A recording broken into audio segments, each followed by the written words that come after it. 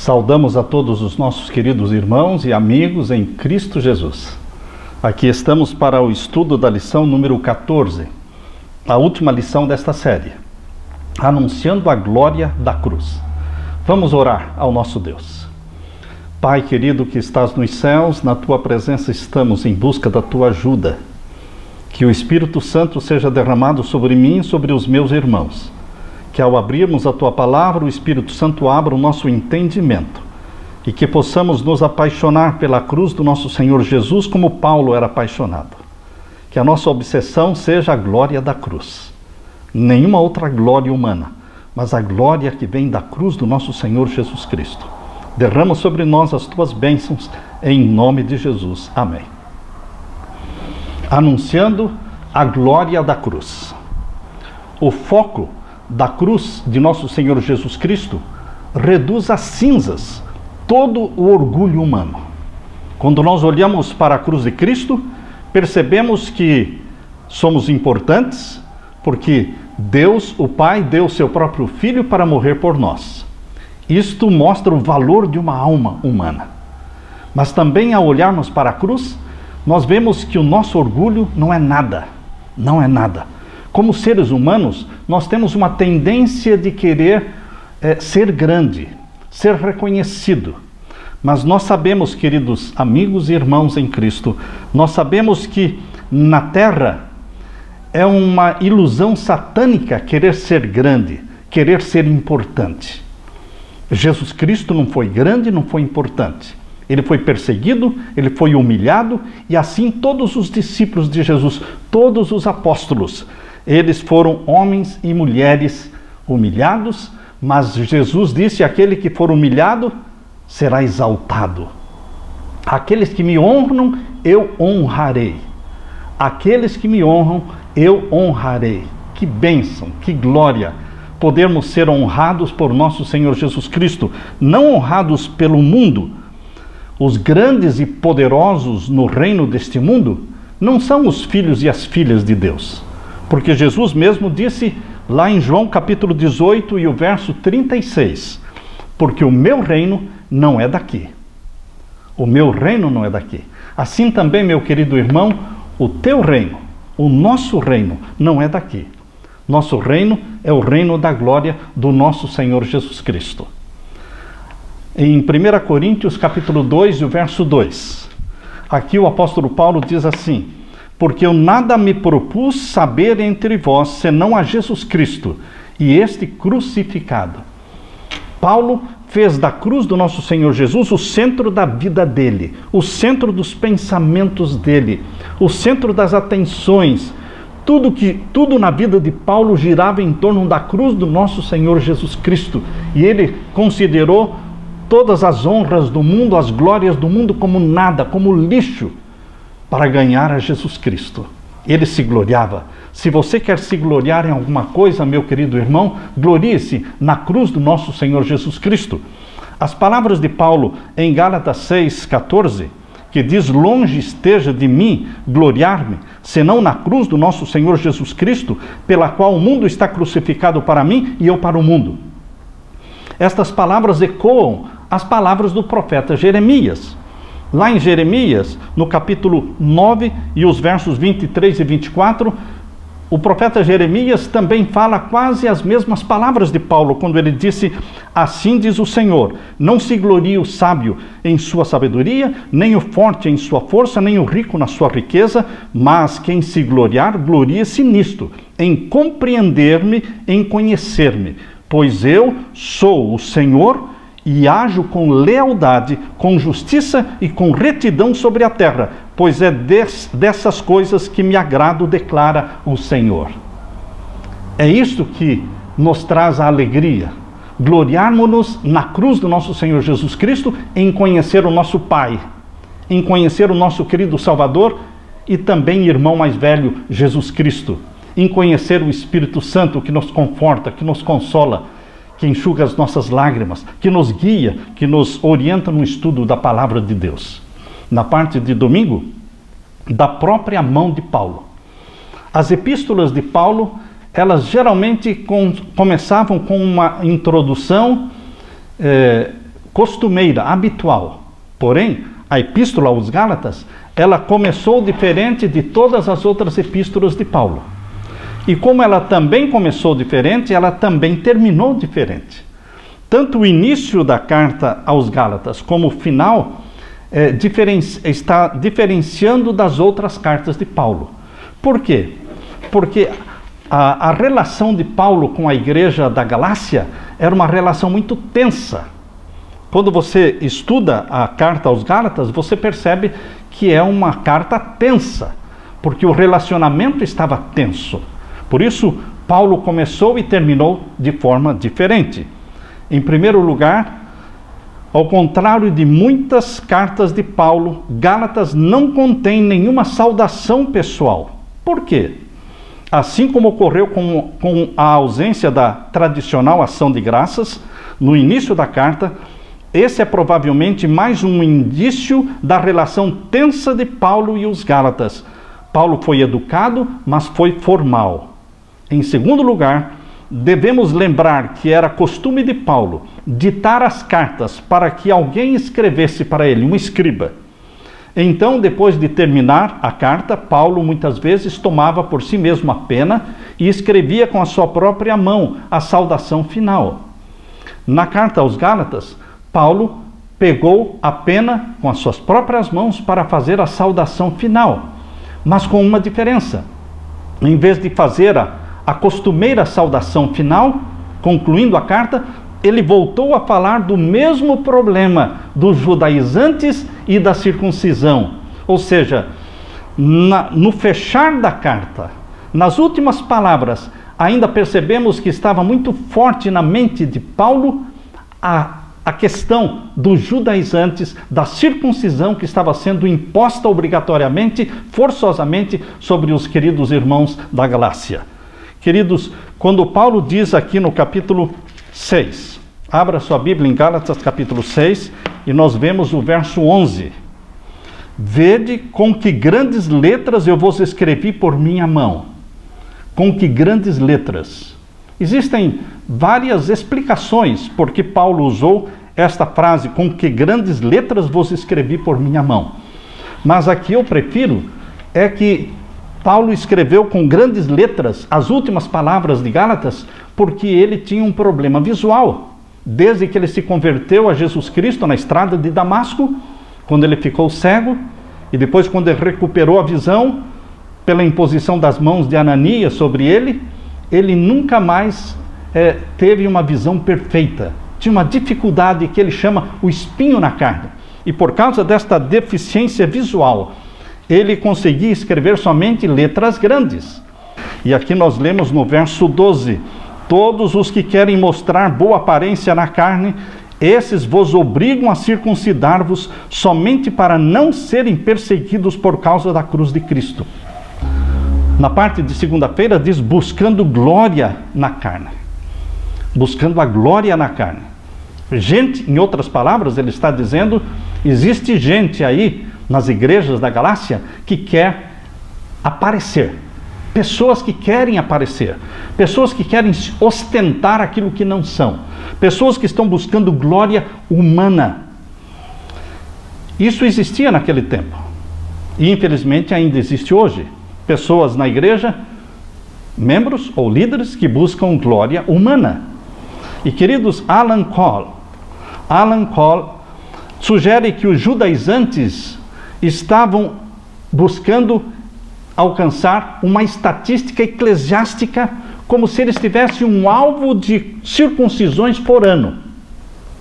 Assim como existem alvos de batismo hoje, é como se naquele tempo os judaizantes tivessem um alvo de circuncisões por ano, ou seja, eles tinham que alcançar aquele alvo, porque eles estariam bem diante dos líderes de Jerusalém, estariam bem diante dos líderes judeus nas sinagogas.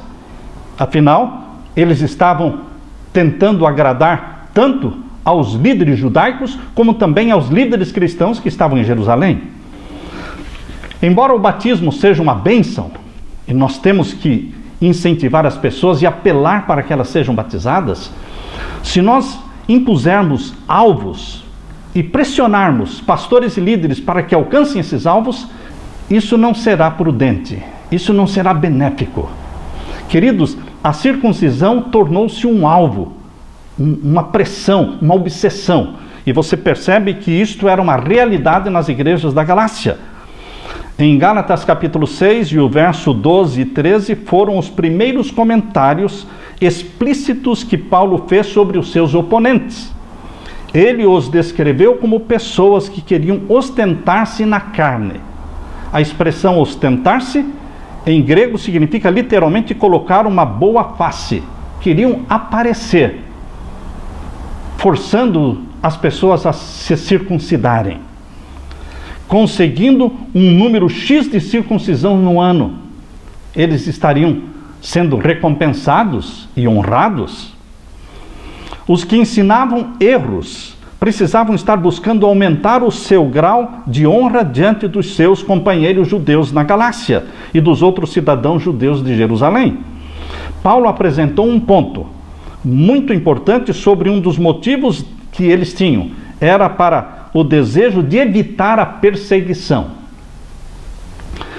Praticar a circuncisão evitava muita perseguição. Evitava a perseguição dos judeus, dos líderes judeus que não tinham se convertido ao cristianismo, e evitava a perseguição também de cristãos judeus que tinham se convertido, mas que mantinham o rito da circuncisão. Portanto, praticar a circuncisão evitava a perseguição dentro da igreja e fora da igreja, circuncidando os gentios, ensinando-lhes a observar o Torá. Os perturbadores da Galácia poderiam encontrar um ponto comum com os judeus locais. Isso não apenas lhes permitiria manter contato amistoso com as sinagogas, mas eles também poderiam até reforçar seus laços com os cristãos judeus em Jerusalém. Queridos, tentar evitar a perseguição, quem quiser viver piamente em Jesus Cristo sofrerá perseguições. É o que Paulo escreveu na sua segunda carta a Timóteo. Segunda carta a Timóteo, capítulo 3 e o verso 12, Paulo diz: todos quantos querem viver piedosamente em Cristo Jesus serão perseguidos. Ou seja, no tempo de Jesus, no tempo de Paulo e em todas as eras do cristianismo até hoje, a Igreja de Deus está dividida entre dois grupos que existem dentro dela: os perseguidos por amor a Jesus Cristo e os perseguidores. Não vamos nos iludir com a ideia de que os perseguidores existiam naquele tempo e não existem mais. Hoje ainda existem os perseguidores dentro da igreja e os perseguidos. Resta você perguntar para você mesmo, resta a mim perguntar para mim mesmo, em que grupo nós estamos? Entre os perseguidos ou entre os perseguidores? Jesus Cristo, nas bem-aventuranças, ele disse, Mateus capítulo 5, aqui está a bem-aventurança do nosso Senhor Jesus Cristo, capítulo 5 de Mateus e o verso 10 em diante. Bem-aventurados os que sofrem perseguição por causa da justiça, porque deles é o reino dos céus. Não precisamos fugir da perseguição. Quem quiser viver piamente, fielmente em Jesus, sofrerá perseguição, fora e dentro da igreja. Bem-aventurados sois vós quando vos injuriarem e perseguirem, mentindo, disserem todo o mal contra vós, por minha causa. Exultai e alegrai-vos, porque é grande o vosso galardão nos céus, porque assim perseguiram os profetas que foram antes de vós. Bendito seja Deus pela perseguição. Jesus foi perseguido por amor a você e a mim. Que glória é você e eu sermos perseguidos por amor a Jesus. Bendito seja o nosso Senhor Jesus Cristo. Na parte de terça-feira, gloriando-se na cruz. Se o símbolo da teologia dos judaizantes era a circuncisão, eu poderia dizer que o símbolo da teologia de Paulo era a cruz. Que diferença? Que diferença? Na circuncisão não há salvação, mas na cruz do nosso Senhor Jesus Cristo há salvação. Por isso Paulo disse, eu não quero saber nada entre vós, a não ser a cruz do nosso Senhor Jesus Cristo, o Cristo crucificado, o Cristo ressurreto, o Cristo assunto ao céu e o Cristo prestes a voltar. Sim, a cruz era tudo na vida de Paulo, na minha e na sua vida. A circuncisão evitava a perseguição dentro e fora da igreja. Por quê? Porque a religião judaica era uma religião oficial reconhecida no Império Romano. Não havia perseguição para os judeus, porque era uma religião oficialmente reconhecida dentro do território do Império Romano. Então, quando os judeus cristãos, que não eram simplesmente membros do judaísmo, eram membros do cristianismo, porém, quando estes judeus cristãos eram circuncidados, quando os gentios eram circuncidados, eles aparentavam diante do Império Romano como se eles também fossem do judaísmo, como se eles pertencessem a esta religião oficialmente reconhecida pelo Império Romano. Por quê? Porque o cristianismo não era reconhecido oficialmente pelo Império Romano. O cristianismo era considerado uma seita e havia perseguição contra esta seita, contra este caminho, o caminho de Jesus. Por isso, queridos, que Paulo menciona que estes judaizantes, eles estavam tentando evitar a perseguição ao impor, ao forçar a circuncisão. O Evangelho da Graça do nosso Senhor tem por base dois princípios fundamentais. Primeiro, a centralidade da cruz. O Evangelho pregado por Paulo tem como centro a cruz do nosso Senhor Jesus Cristo. Em segundo lugar, a doutrina da justificação pela fé. Vivendo no século XXI, é difícil compreender o impacto que originalmente causava os comentários de Paulo a respeito da cruz. Hoje, a cruz de Cristo é um símbolo comum e apreciado. Muitos usam a cruz na igreja, outros andam carregando símbolos da cruz porque é um símbolo honrado. Mas no tempo de Jesus, no tempo de Paulo, a cruz não era um símbolo honrado. Era uma vergonha, era uma loucura, era um escândalo para os judeus, como diz Paulo lá na primeira carta aos Coríntios, no capítulo 1, dizendo que a cruz era um escândalo para os judeus. Portanto, queridos, Paulo, ele dá ênfase a algo que naquele tempo chocou os que ouviram. Esta ênfase de Paulo sobre a cruz do nosso Senhor Jesus Cristo chocava os que ouviam, porque a cruz era um símbolo de vergonha. Os judeus achavam ofensiva a ideia de um Messias crucificado, e os romanos consideravam a crucificação tão repulsiva que ela nem sequer era mencionada como forma de punição adequada para um cidadão romano. Um cidadão romano, por exemplo, não podia morrer crucificado.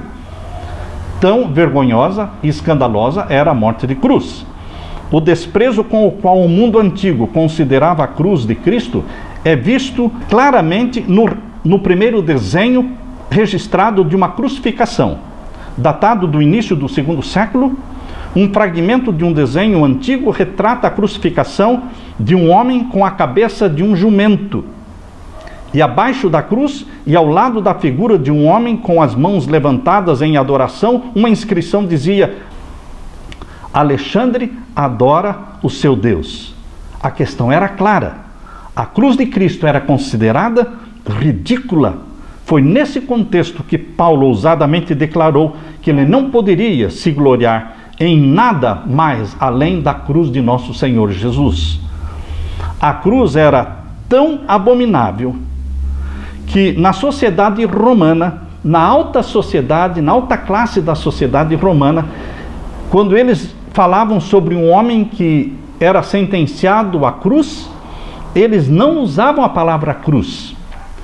Quando um homem era sentenciado à cruz, a alta sociedade romana usava uma expressão para não usar a palavra cruz. Vejam a expressão que eles usavam: pendurem este homem na árvore do azar.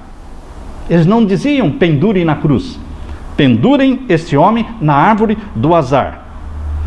Queridos, porém, a imagem da cruz era o centro da vida e do pensamento de Paulo.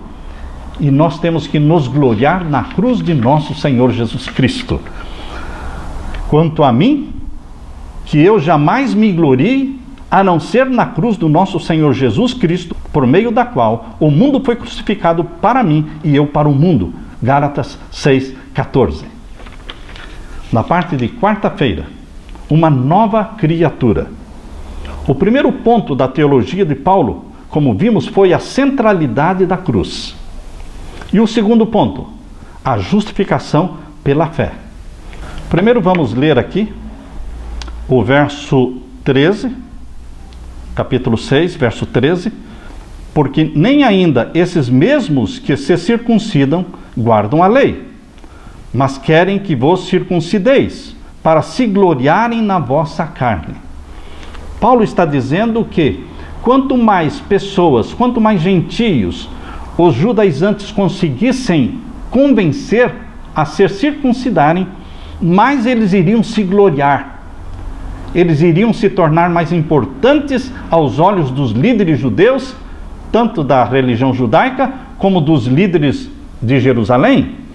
Eles queriam se ostentar com base no número de pessoas que eles conseguiam levar à circuncisão por ano. E o verso 14: mas longe esteja de mim gloriar-me, a não ser na cruz de nosso Senhor Jesus Cristo, pela qual o mundo está crucificado para mim e eu para o mundo. Queridos, eu estou crucificado para o mundo e o mundo está crucificado para mim. É uma via com duas mãos. O mundo tem que estar crucificado para você. O objetivo de Jesus é acabar com esta ilusão do mundo, essa atração que o mundo tem sobre nós, pecadores. O Espírito Santo trabalha para nos desiludir com este mundo e nos fazer apaixonados pela cruz de nosso Senhor Jesus Cristo e pelo céu, onde Jesus habita e para onde Ele vai nos levar. Portanto, o mundo tem que estar morto para você e você tem que estar morto para o mundo. Os programas do mundo, os programas de televisão do mundo, as músicas do mundo, os costumes do mundo. O nosso padrão, meu querido irmão, é o céu. O nosso sonho é o céu. Jesus disse: o meu reino não é daqui. E você e eu podemos dizer também: nosso reino não é daqui. O nosso reino é o reino do céu. É o reino espiritual do nosso Deus, para onde nós estamos caminhando. É para lá que nós vamos. O verso 15 diz: porque em Cristo Jesus nem a circuncisão nem a incircuncisão tem virtude alguma, mas sim o ser uma nova criatura. O que é que conta para Jesus Cristo? Uma vez salvos pelo sangue de Jesus Cristo, uma vez tendo os seus pecados perdoados e purificados pelo sangue de Jesus, o próximo passo, a próxima etapa é o ser uma nova criatura. Você nasce da água e do Espírito, nasce como uma nova criatura. E agora, como uma nova criatura, você é guiado pelo Espírito Santo. Você é guiado pelo Espírito Santo. Aqui em Romanos capítulo, abra sua Bíblia, em Romanos capítulo 8, verso 14. Porque todos os que são guiados pelo Espírito de Deus, esses são filhos de Deus. Você nasce na família de Deus, sendo gerado pelo Espírito Santo, você nasce da água e do Espírito. Você é filho de Deus e agora você é guiado pelo Espírito Santo. E este ser guiado pelo Espírito Santo é chamado nova criatura, um novo homem. A velha natureza, ela tem que ser destruída, ela tem que ser dominada, ela tem que ser suplantada. A velha natureza não tem domínio sobre você, porque o sangue de Jesus Cristo e o poder do Espírito Santo que em você habita quebra o domínio de Satanás sobre você. Bendito seja Deus, porque através do Espírito Santo o domínio de Satanás está quebrado. Ele não tem domínio sobre você através de vícios, através de pecados. Não tem, porque em Cristo Jesus somos livres, libertos, somos transportados do reino da escravidão das trevas para o reino da justiça, da luz e da glória do nosso Senhor Jesus Cristo. Portanto, aqui o verso 15 diz: o mais importante é o ser uma nova criatura. Bendito seja Deus. Paulo destacou o segundo princípio fundamental da sua mensagem do Evangelho da justificação pela fé, que é levar uma pessoa a ser uma nova criatura. A justificação pela fé será inválida se não conduzir você para ser uma nova criatura. Se aqueles que são justificados pela fé em Jesus Cristo não se tornarem novas criaturas, a justificação pela fé foi inválida. Nada aconteceu. Continuamos com a velha e a mesma natureza, escravos do pecado. De acordo com Gálatas capítulo 6 e o verso 15, e de acordo com a segunda carta de Paulo aos Coríntios, capítulo 5, verso 17, o que significa ser uma nova criatura? Vamos ler segunda carta de Paulo aos Coríntios, capítulo 5 e o verso 17. Aqui lemos: assim que, se alguém está em Cristo, nova criatura é. Quem está em Cristo, quem foi perdoado pelo sangue de Cristo, quem foi justificado pela fé em Cristo, ele se torna, na sequência, uma nova criatura. Isto é um ponto forte e é indiscutível. Se alguém está em Cristo, nova criatura é. Temos que ser transformados. Deus não só declara você justo, mas Deus torna você justo. Deus o santifica, porque o Espírito Santo passa a habitar em você. Você se torna um templo do Espírito Santo. Você é uma nova criatura totalmente diferente daquele velho homem, velha mulher, dominados pelo pecado e pelos vícios. Aquele que está em Cristo, nova criatura é. As coisas velhas já passaram. Eis que tudo se fez novo. Aleluia! Isto de ser uma nova criatura não é do dia para a noite. É um processo chamado santificação. Cada dia uma nova criatura, mas ainda falhos, ainda pecamos e corremos para os pés de Jesus Cristo. Eu gosto de dizer que nós não nos perdemos quando nós pecamos. Quando nós pecamos, nós não caímos da graça. Nós vamos cair da graça quando nós não confessamos. Quando você pecar, corra para os pés de Jesus Cristo. Não deixe o sol se colocar sobre o seu pecado. Confesse o seu pecado antes do pôr do sol.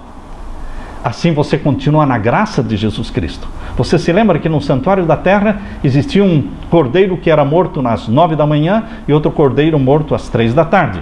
Mesmo que nenhum pecador viesse confessar seu pecado no templo, estes cordeiros eram mortos às 9 da manhã e outro às 3 da tarde. Era chamado de contínuo sacrifício. Ou seja, aqueles que pecaram e não vieram ao templo confessar os seus pecados no mesmo dia, eles estavam cobertos pela graça. Assim também, meus queridos, quando nós pecamos, nós continuamos cobertos pela graça do nosso Senhor Jesus Cristo. E Jesus Cristo fica esperando, e o Espírito Santo fica nos incentivando, nos estimulando a correr para os pés de Jesus e confessar o pecado. Estamos cobertos pela graça, mas uma graça que espera pela confissão que ainda não aconteceu, mas ela vai acontecer. Pela graça de Jesus Cristo, aqueles que pecam, eles correm para os pés de Jesus e buscam o perdão, continuam na graça. Tornar-se uma nova criatura não era algo que podia ser realizado por algum esforço humano, quer fosse a circuncisão, quer fosse qualquer outra coisa. Jesus se referiu a esse processo como o novo nascimento, em João capítulo 3, versos 5 a 8. É o ato divino em que Deus toma uma pessoa espiritualmente morta e sopra nela vida espiritual. Essa é também mais uma metáfora para descrever o ato de salvação que Paulo geralmente define como justificação pela fé. Paulo se referia a essa experiência da nova criação, como falou em 2 Coríntios 5,17, ele explicou que tornar-se uma nova criatura significa muito mais do que uma mudança em nosso status no livro do céu. Essa experiência produz uma transformação interior pela habitação do Espírito Santo em nós. Eu peço, você pede, nós pedimos cada dia, vem Santo Espírito e vive em nós, faze morada em nós. Queremos ser, sim, templos do Espírito Santo. Não retire de nós o teu Santo Espírito, querido Jesus, que ele viva em nós. Sim, essa habitação do Espírito Santo em nós nos faz novas criaturas cada dia. tem que ser cada dia, durante toda a vida. Este é o processo da santificação que dura a vida toda. Envolve todo o processo de conversão, a obra regeneradora do Espírito Santo, que leva ao arrependimento e fé, o processo diário da mortificação e vivificação e o crescimento na santidade, que por fim leva à semelhança com Cristo Jesus. Tornar-se uma nova criatura, no entanto, não é o que nos justifica. Em vez disso, essa mudança radical é a manifestação inequívoca da verdadeira experiência da justificação pela fé. Aqueles que são justificados pela fé no sangue do nosso Senhor Jesus Cristo serão conduzidos num processo chamado tornando-se novas criaturas cada dia, cada vez mais santos, mais santo ainda, a semelhança da santidade de Jesus, pedindo cada dia, escreve na minha fronte, Pai querido, santidade ao Senhor, dá-me da tua santidade. Tu és santo, e tu pedes que eu seja santo, então dá-me da tua santidade. Este pedido feito com fervor, com oração, com jejuns, um pedido diário, e várias vezes por dia, ele será respondido. Deus o responde. E a santidade de Deus começa a ser transferida para você. Mais santo ainda. Louvado seja o nosso Deus, o Santo de Israel. Na parte de quinta-feira, considerações finais. Abra sua Bíblia em Gálatas capítulo 6 e os versos 16 a 18. Gálatas capítulo 6 e os versos 16 a 18. E a todos quantos andarem conforme esta regra, paz e misericórdia sobre eles e sobre o Israel de Deus. Quando Paulo escreveu com a sua própria mão, a todos quantos andarem conforme esta regra. Que regra? O Evangelho da graça. Não desprezando o Evangelho da graça e correndo para a circuncisão. Para todos os que andam de acordo com esta regra, a graça do nosso Senhor Jesus, a salvação pelo sangue de Jesus Cristo, gloriando-se na cruz de Cristo. Esta era a regra sobre a qual Paulo está se referindo. Porque a todos quantos andarem conforme esta regra, ou seja, gloriando-se na cruz de Cristo, paz e misericórdia sobre eles e sobre o Israel de Deus. E agora o verso 17. Desde agora, ninguém me inquiete. Ou seja, ninguém me perturbe, ninguém me incomode, porque este é o Evangelho que eu recebi de Jesus Cristo, eu me glorio na cruz de Cristo, a cruz de Cristo é o centro da minha vida e o centro das minhas pregações, e ninguém me incomode, porque eu não vou abandonar, sempre estarei defendendo a glória da cruz de Cristo, o Evangelho da graça. Por isso Paulo diz, desde agora ninguém me inquiete, me incomode, me perturbe, porque eu trago no meu corpo as marcas do Senhor Jesus. Paulo, com orgulho e com alegria, ele diz, eu trago no meu corpo. Ele tinha sido fustigado com chicote, ele tinha marcas nas suas costas, nas suas mãos, na sua cabeça, ele tinha marcas, porque ele foi apedrejado e foi deixado como se estivesse morto. Então ele tinha marcas em todo o corpo pelo apedrejamento. Ele tinha marca do chicote quando ele foi açoitado. Por isso ele diz, eu trago as marcas de Jesus no meu corpo. Que alegria ter as marcas de Jesus no nosso corpo. Se Jesus Cristo vai reter para sempre as marcas nossas, para sempre, Jesus reterá as marcas dos cravos nas suas mãos e nos seus pés, para todo sempre, por toda a eternidade, no céu e na nova terra. Nós vamos olhar para Jesus e vamos ver nas suas mãos, nos seus pés, as marcas nossas nele, as marcas dos nossos pecados em Jesus Cristo. Se Jesus retém para sempre as marcas dos nossos pecados, que glória e que alegria, você e eu, como Paulo, falarmos, nós também queremos carregar no nosso corpo as marcas de Jesus, que são marcas temporárias, porque quando o nosso corpo mortal se revestir da imortalidade, E quando o nosso corpo corrupto se revestir da incorruptibilidade, quando nós recebermos um corpo glorificado, não vamos ter mais as marcas dos açoites, do apedrejamento, as cicatrizes da perseguição, dos martírios. Não, tudo isso vai desaparecer. Porém, queridos, as marcas que Jesus tem nas suas mãos e nos seus pés vão ser mantidas para sempre. E sempre ao olharmos para Jesus, nós vamos humildemente falar: querido Jesus, amado Jesus, bendito seja o teu amor, a tua graça, o teu sangue, o teu sofrimento, porque eu vejo nas tuas mãos, e das tuas mãos refugem glória, das tuas mãos saem poder, porque pelas cicatrizes que existem nas tuas mãos, nós fomos sarados. Bendito seja esse Deus eterno. Quero ler com você na segunda carta de Paulo aos Coríntios, o capítulo 11 e os versos 23 a 29. Versos 23 a 29 da segunda carta aos Coríntios, capítulo 11. São ministros de Cristo? Falo como fora de mim? Eu ainda mais. Em trabalhos, muito mais. Em açoites, mais do que eles. Em prisões, muito mais. Em perigo de morte, muitas vezes. Recebi dos judeus 5 quarentenas de açoites, menos um. 3 vezes fui açoitado com varas, 1 vez fui apedrejado, 3 vezes sofri naufrágio, 1 noite e 1 dia passei no abismo, em viagens muitas vezes, em perigos de rios, em perigos de salteadores, em perigos da minha nação, em perigos dos gentios, em perigos na cidade, em perigos no deserto, em perigos no mar, em perigos entre os falsos irmãos, em trabalhos e fadiga, em vigílias muitas vezes, em frio e nudez, além das coisas exteriores, me oprime cada dia o cuidado de todas as igrejas. Queridos, por isso Paulo dizia: eu não me envergonho das marcas de Cristo, porque Cristo morreu por mim. Eu carrego as marcas de Jesus, dizia Paulo.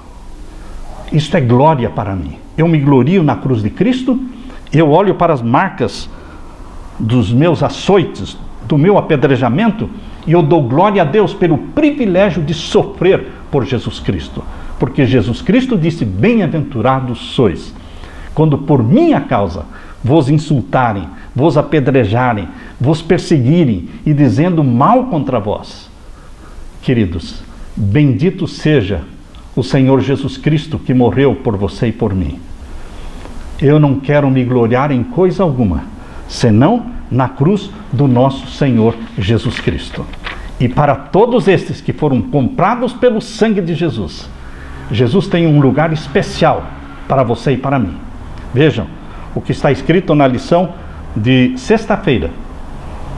Na parte do estudo adicional de sexta-feira diz assim: aqueles que na força de Jesus vencem o grande inimigo de Deus e do homem, ocuparão nas cortes celestiais uma posição superior à dos anjos que jamais caíram.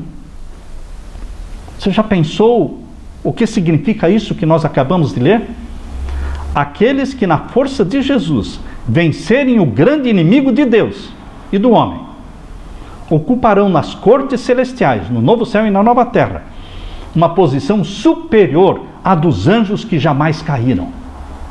Bendito seja Deus, porque você e eu somos irmãos de Jesus Cristo, porque Ele se tornou carne da nossa carne, membro da nossa família humana, e retém a natureza humana para sempre. Portanto, queridos, Jesus Cristo, nosso Salvador, também é nosso irmão, membro da família humana. Por isso, nós pertencemos à família do Criador dos céus e da terra, que é Jesus Cristo. Jesus Cristo é o Criador dos anjos. Por isso diz aqui que aqueles que pelo poder de Jesus Cristo vencem a Satanás, eles ocuparão uma posição superior à dos anjos não caídos. Que bênção! Onde abundou o pecado, superabundou a graça do nosso Senhor Jesus Cristo. Quer se gloriar? Glorie-se nisto, em conhecer a Jesus Cristo, em tê-lo como seu Salvador pessoal.